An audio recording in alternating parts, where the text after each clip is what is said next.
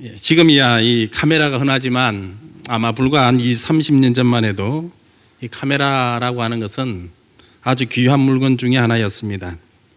다 기억하실 텐데 당시에는 행사 때에 사진을 찍으려면 사진사를 불러다가 사진을 찍었습니다. 카메라가 귀하니까 사진 또한 귀한 시절이 우리들 가운데 있었습니다. 교통과 통신 그리고 인터넷이 발달한 현대는 온 세상의 구석구석을 컴퓨터 화면을 통해서 실시간으로 볼 수 있지만 예전만 하더라도 오로지 귀한 사진으로만 사실 세상을 볼 수가 있었습니다. 그나마 해외에서 유명한 곳이나 또 우리나라 유명 관광지 사진은 구할 수도 없었고요, 볼 수도 없었습니다. 대신 한 가지 유일한 방법이 있었는데 집에 걸려있는 달력을 통해서 보거나 아니면 이 관광을 다녀오신 분들이 사오신 슬라이드 필름 그 사진기를 통해서만 가능했던 기억입니다. 지금도 제 기억에 생생한데 이 사진기처럼 생긴 이 슬라이드 필름통을 들여다보면 그 안에는 국내 유명 관광지에 칼라 필름이 들어가 있었고 이 카메라 셔터를 누를 때마다 필름이 돌아가면서 장면이 바뀌었습니다. 그때 저는 처음으로 설악산을 보았고 경주 불국사를 보았으며 서울에 있는 국회의사당과 잠실 올림픽 운동장을 보았습니다. 이렇게 사진으로만 보다가 중3이 되어서 비로소 실물 국회의사당을 보았습니다. 여의도 광장을 발로서 밟아보았고 잠실 운동장에 들어가 보았습니다. 설악산과 흔들바위는 고등학교 2학년이 되었어야 거기에 가볼 수가 있었고 바위도 한번 밀어보았습니다. 어릴 적이 모든 것들을 저는 사진으로만 보다가 실제로 가서 보니까 그때의 감격은 이루 말할 수가 없었습니다. 그래서 사진으로만 보던 것들이 진짜구나 하는 생각이 들었고 상상이 아닌 현실로 받아들일 수가 있었습니다. 물론 우리 모두가 공감하는 바인데 사진에 비해서 실물이 훨씬 못하지만 그래도 실물을 보았다라고 하는 바로 그 사실이 나에게 있어서 큰 소득이자 자랑임에 틀림없었습니다.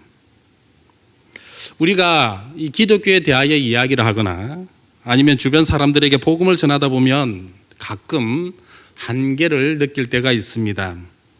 그것은 기독교가 어렵거나 복음의 내용을 몰라서가 아닙니다.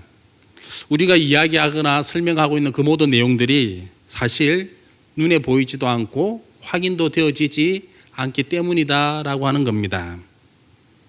무엇보다 가장 어려운 것이 어쩌면 하나님에 대한 설명이 아닐까 그렇게 생각을 해봅니다.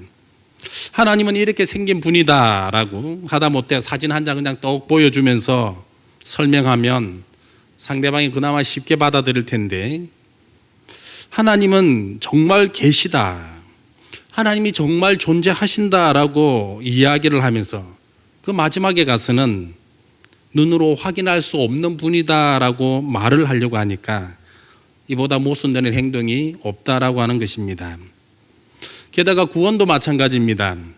기독교에만 구원이 있다라고 그렇게 우리가 이야기를 하지만 정작 그 구원이 무엇인지 구체적으로 설명하지 못하거나 보여주는 것이 어렵습니다. 그러다 보니 이번에도 눈에 보이지 않는 믿음을 강조를 하게 됩니다. 그 믿음으로만 믿으라라고 이야기를 합니다. 이래저래 말로만 설명하려니까 나 자신의 한계를 느낄 때도 많습니다.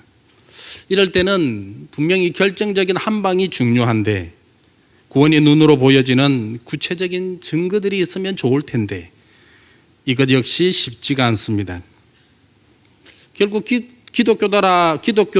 기독교다라고 하는 이 말로만 하는 것으로 그냥 끝나버리고 말고 억지처럼 믿으라고만 하는 그러한 것으로만 보입니다. 무엇인가 구체적인 실체도 없으면서 그럴싸한 말로서 상대방에 대하여 유혹하거나 속이는 종교 아닌 종교가 되어버렸다라고 하는 것입니다.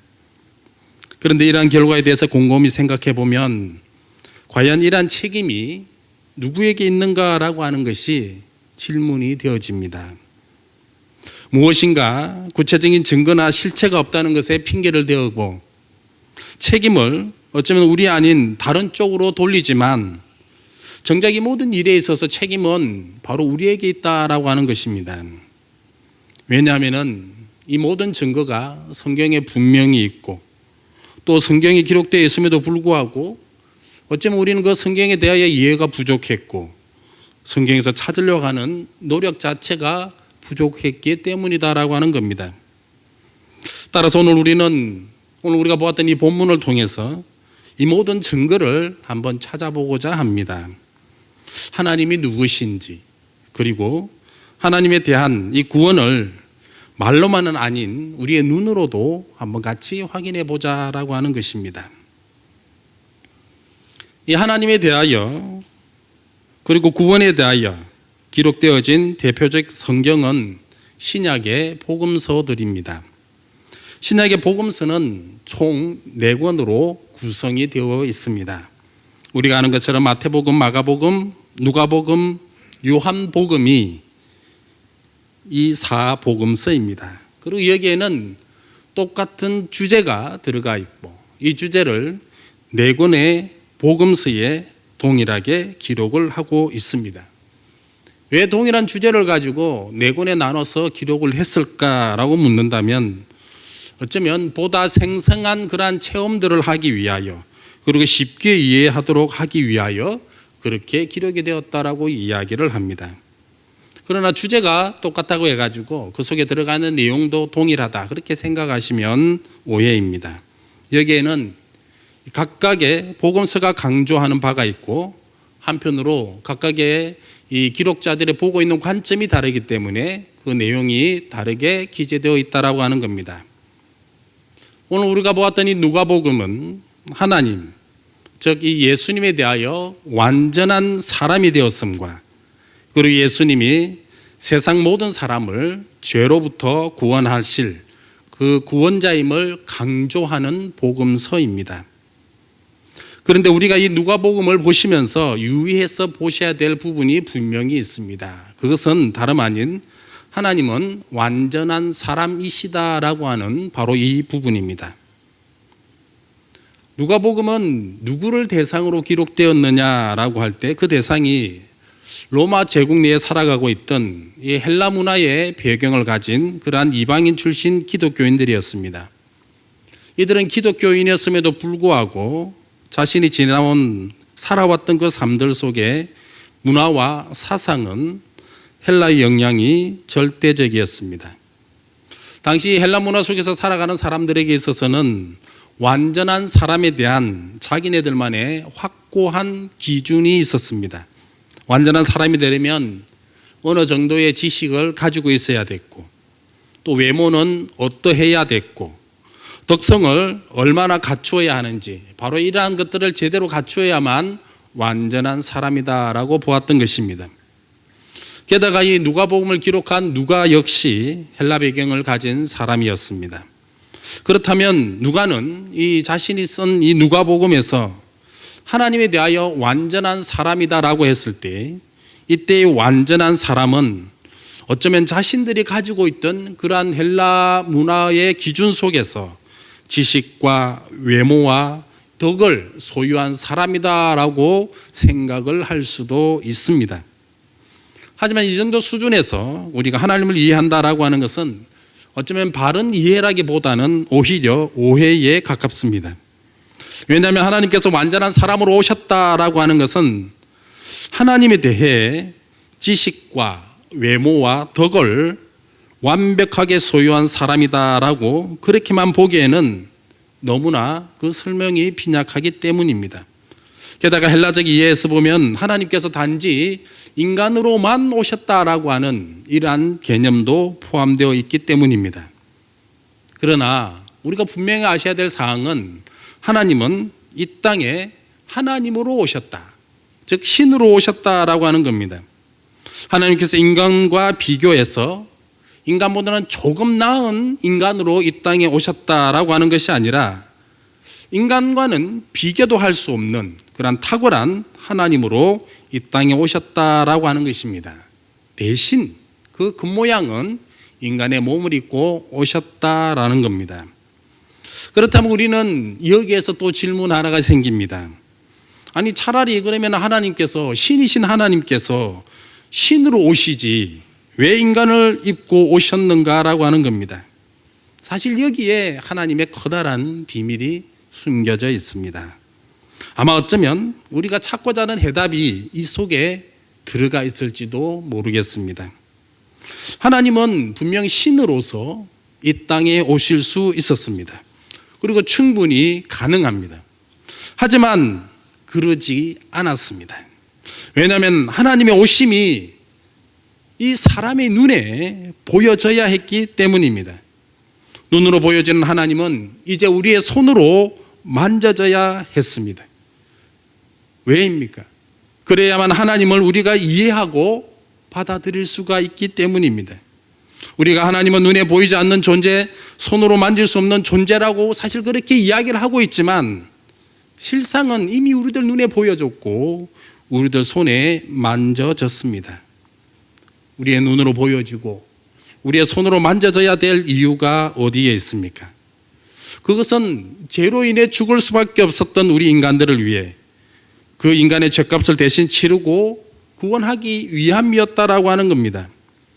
인간의 죄값을 치르기 위해서는 신이 아닌 인간이 되었어야 했고, 다음으로 죄로부터 우리 인간들을 구원하시기 위해서는 죄가 없는 인간이 되어야 됐다라고 하는 겁니다. 이것을 두고 누가는 어쩌면 완전한 인간이다 그렇게 기록을 했습니다. 하나님께서 이 사람이 되신 것들에 대하여 아무 느낌이 없는 성도들이 너무나 많습니다. 아니 하나님이시면 당연히 인간의 몸을 입으실 수 있는 것 아닌가 이렇게 생각을 합니다. 전능하신 하나님이심으로 하루는 이런 모습으로 살아갈 수가 있고 또 하루는 저런 모습으로 살아갈 수 있다라고 쉽게 생각을 한다라고 하는 겁니다. 그러나 우리 인간의 역사만 보더라도 이게 그렇게 단순한 문제가 아님을 우리는 잘 알 수가 있습니다. 왜냐하면 왕이라든지 대통령이라든지 이러한 사람들이 일반 백성이나 국민을 만나주는 것만으로도 대단하다고 매스컴이 보도를 하고 있기 때문입니다.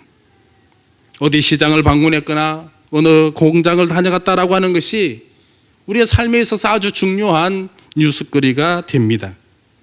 어떤 시대는 왕이 평민복으로 갈아입고 단지 백성들의 삶을 들여다보았을 뿐인데 이 들여다본 것을 두고 선량한 왕이니 백성을 위하는 참 이렇게 바른 왕이 없다라고 하면서 지켜 세우는 그러한 경우를 우리는 많이 보았기 때문입니다.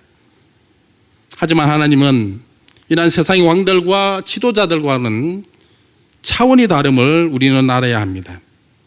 방문하거나 만나주시거나 또는 옷을 갈아입는 정도가 아니라 아예 인간의 몸을 입고 이 땅에 오셨다라고 하는 겁니다. 뿐만 아니라 이 땅에 오셔서 우리 인간의 삶 그대로를 살아가셨습니다. 며칠이나 몇 달간의 체험을 행하시며 살아간 것이 아니라 실제로의 온 일생을 평생을 살아가셨습니다. 탄생에서부터 죽음의 이래까지 모든 삶을 살아가셨다라고 하는 겁니다. 이런 하나님이시기에 어쩌면 우리 인간들이 힘들다고 어렵다고 때로는 죽겠다라고 아우성치지 않아도 어쩌면 하나님이시기에 모든 것들을 미리 아시기도 하지만 이번에는 몸소 그 모든 것들을 체험을 해보셔서 아시고 계심으로 거기에 대한 이러한 아우성들에 대한 이러한 울부짖음에 대한 가장 적절한 것으로 우리들에게 있어서 채워주시거나 응답해 주시는 분이시다라고 하는 겁니다. 게다가 이런 하나님께서 이 땅에 오셨던 기간에만 우리를 사랑해 주시고 위로해 주시고 그리고 관심을 베풀어 주셨습니까? 분명 그렇지 아니할 것입니다. 지금도 우리 여전히 우리와 함께 계시고 우리를 돌보시고 우리 앞길까지 인도해 주시고 계시지 않습니까?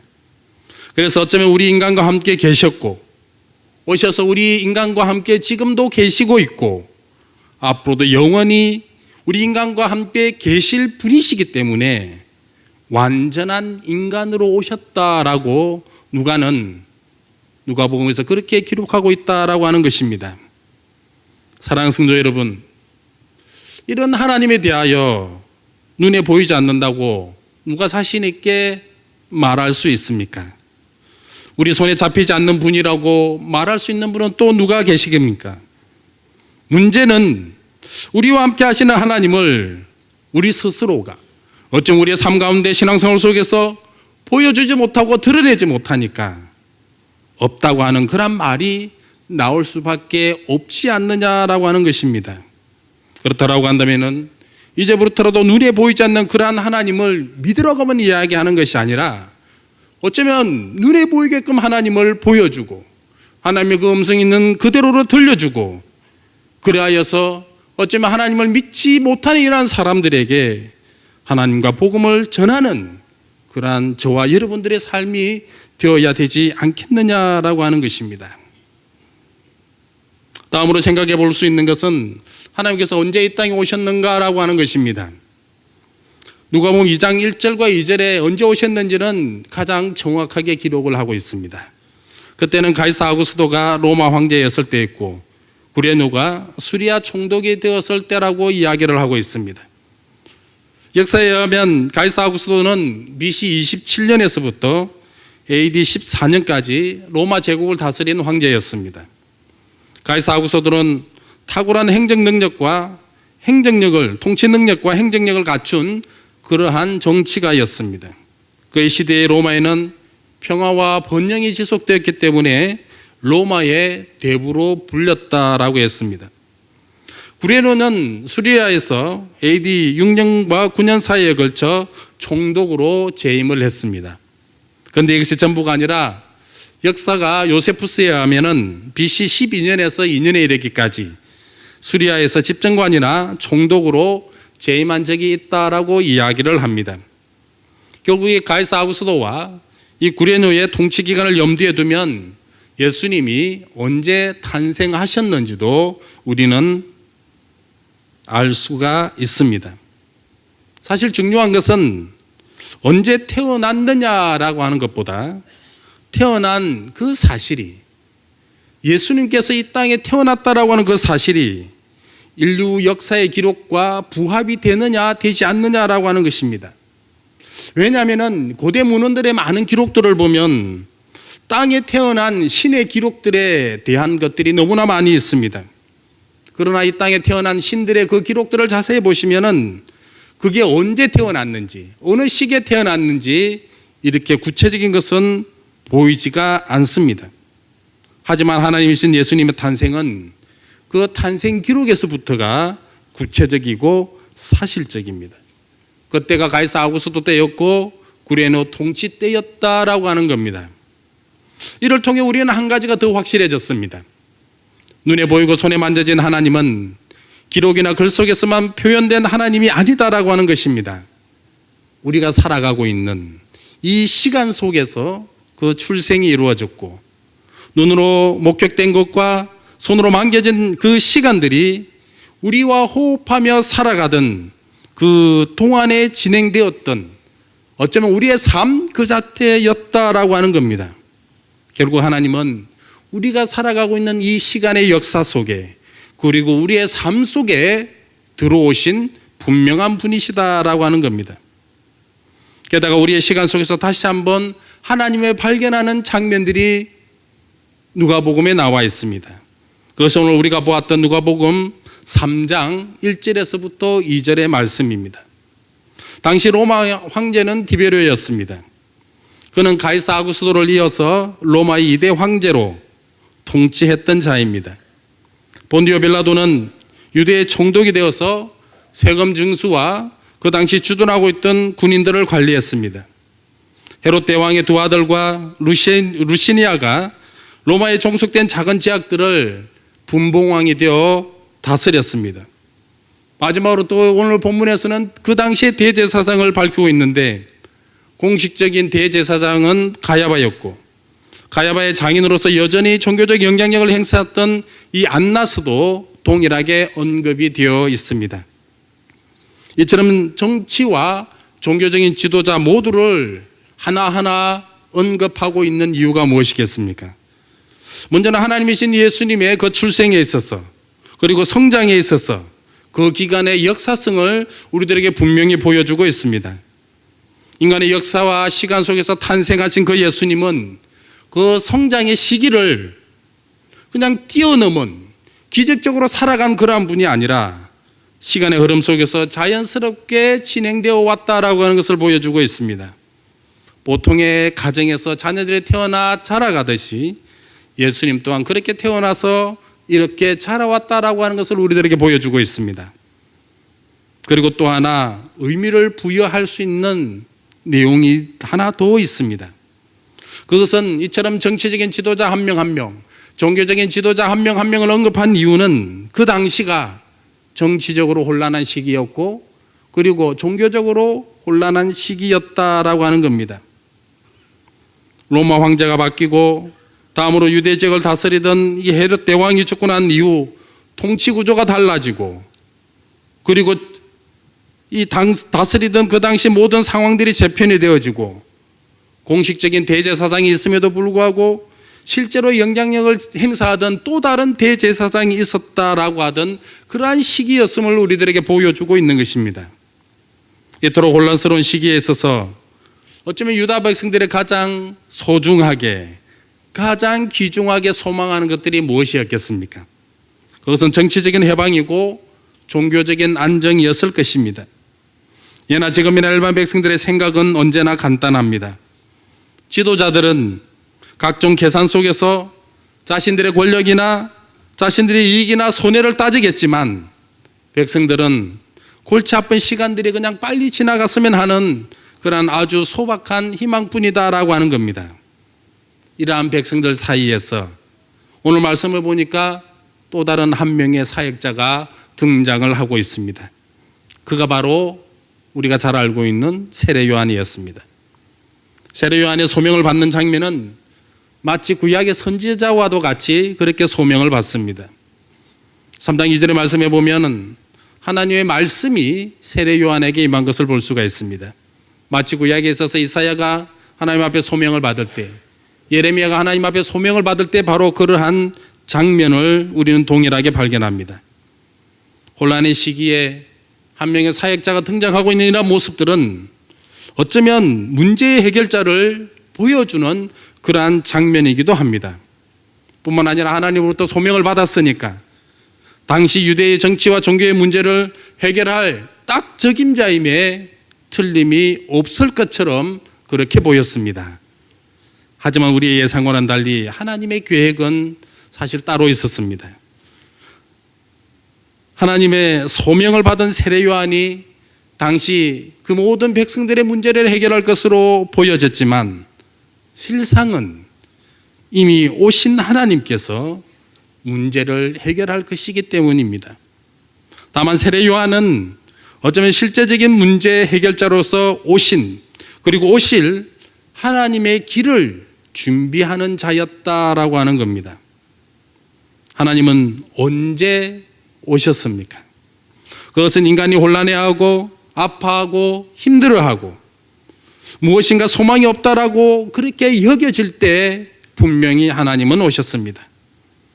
어쩌면 이 시기가 우리들에게 있어서는 하나님이 없다라고 이야기하는 시기였을 것이고 눈에 보이지 않는다고 손에 잡히지 않는다고 이야기할 바로 그때였다라고 하는 겁니다.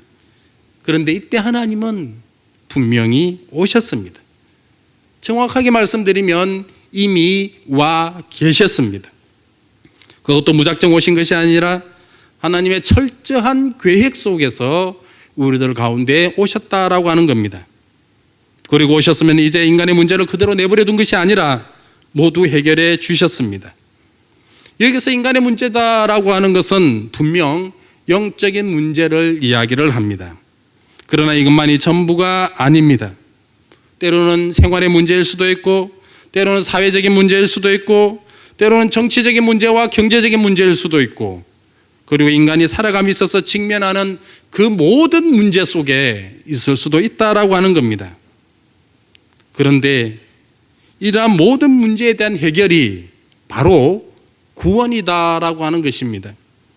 우리가 죄에서 사함받아서 하나님의 자녀가 되어지는 이것도 분명 우리들에게 있어서 구원이지만 한편 인간의 모든 문제에서 해결함을 받는 이것도 분명 구원이다라고 하는 것입니다. 그리고 그 구원의 실행자는 언제나 하나님이 되십니다. 결국 모든 문제에 있어서, 인간이 직면하고 있는 그러한 모든 문제에 있어서 하나님께서 해결해 가신다라고 하는 겁니다. 따라서 하나님에 의해 문제가 해결되는 것을 이제 우리 눈으로 보았으므로 이제 그 구원이 우리의 눈으로 보여진 것입니다. 우리의 눈으로 하나님의 그 구원이 확인되었다라고 하는 겁니다. 구원이 눈으로 확인되는 순간에 우리는 세례 요한의 역할에 대하여 다시 한번 생각을 해보아야 합니다. 앞서 세례 요한은 문제 해결자로서 그리고 구원자로 오신 그리고 오실 예수님의 길을 준비하는 자라고 그렇게 이야기를 했습니다. 하나님의 전능하심에 비추어 생각해 볼 때 오실 하나님에 대하여 그 길을 준비하는 자는 사실 굳이 없어도 됩니다. 이 말은 인간이 준비하지 않더라도 하나님은 능히 하실 수 있다라고 하는 것입니다. 하지만 그럼에도 불구하고 하나님은 당신의 그 길을 예비하는 자를 사용하셨습니다. 이것은 하나님의 계획이기도 하지만 한편으로 하나님의 계획 안에 살아가고 있는 자들의 삶의 자세를 어쩌면 우리들에게 보여주는 장면이다 할 것입니다. 세례 요한은 죄 사함을 받게 하는 회개의 세례를 전파했다라고 본문은 기록하고 있습니다. 이는 분명 죄 사함을 직접 준다는 의미는 아닐 것이고 죄 사함으로 이끌어주는 수단으로서의 세례에 대하여 전했다라고 하는 겁니다. 쉽게 말씀드려서 죄를 용서받을 수 있도록 사람을 이끌었다라고 하는 것입니다. 그것도 하나님께로 이끈 자가 세례 요한이었다라고 하는 겁니다. 하나님의 구원을 눈으로 확인할 수 있으려면 하나님 안에 있어야 됩니다. 하나님 안으로 사람을 이끄시는 분은 하나님이시지만 하나님 앞으로 사람을 이끄는 자는 성도여야 된다라고 하는 것입니다. 그 옛날 세례 요한이 하나님 앞으로 사람을 이끌었다라고 한다면은 이 시대에는 성도가 그 세례 요한의 역할, 즉 하나님의 길을 준비하는 자가 되어야 된다라고 하는 바로 그러한 말씀을 오늘 우리들에게 보여주고 있다라고 하는 것입니다. 말씀을 맺도록 하겠습니다. 사랑하는 성도 여러분, 우리는 교회 절기상으로 지금 대림절을 지키고 있습니다. 주님 오심을 기다리고 있다라고 하는 것입니다. 절기상으로 주님 오심을 기다리고 있지만 실제 오래전에 주님은 오셨습니다. 그것도 한낱 어설픈 기록 속에서 존재하는 그렇게 오심이 아니라 우리의 역사 속에서 실제로 오셨다라고 하는 것입니다. 따라서 그 하나님은 분명 우리의 눈으로 본 바가 되었고 손으로 만진 바가 되었고 그리고 지금도 나의 곁에 변함없이 계시다라고 하는 것입니다. 이 하나님에 대하여 오시지 않았다라고 하거나 눈으로 보이지 않는다라고 하거나 손으로 만져지지 않는다라고 하는 변명은 이미 의미가 없어졌습니다. 왜냐하면 완전한 인간으로 오신 이후, 즉 눈으로 보여진 이후 지금도 우리의 삶 속에서 여전히 역사하고 계시기 때문입니다. 하나님의 역사는 언제나 우리들 눈앞에서 분명하게 이루어졌습니다. 우리는 이 역사에 대해 구원이라 부르고 있고 그래서 하나님의 그 구원을 우리의 눈으로 확인을 했습니다. 구원이 눈으로 확인된 것입니다. 이제 하나님 안에서 살아가는 우리들에게 있어서 해야 될 일들이 구체적으로 확인되었습니다. 그것은 세례 요한의 삶을 살아가는 것으로서 오실 하나님과 오신 하나님에 대하여 그 길을 예비하는 것입니다. 길을 예비한다라고 하는 것은 어쩌면 대단한 신앙적 삶을 요구하지 않습니다. 그 옛날 신앙의 위인들처럼 목숨까지 바쳐가며 행하는 것도 아닙니다. 그것은 나의 삶 속에서 하나님의 구원을 세상 사람들에게 분명하게 보여주는 것입니다.